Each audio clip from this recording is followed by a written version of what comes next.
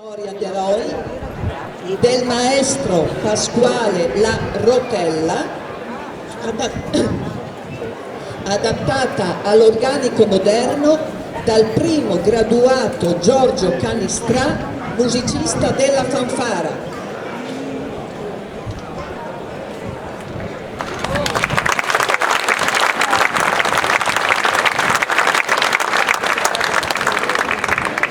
Il termine marcia, oltre ad individuare una composizione ben cadenzata dal ritmo binario, ci ricorda nel gergo militare l'incedere marziale, lo spostamento di una compagine militare, spesso accompagnato dalla musica, un connubio naturale quindi, che fonde evidentemente militarità e musica.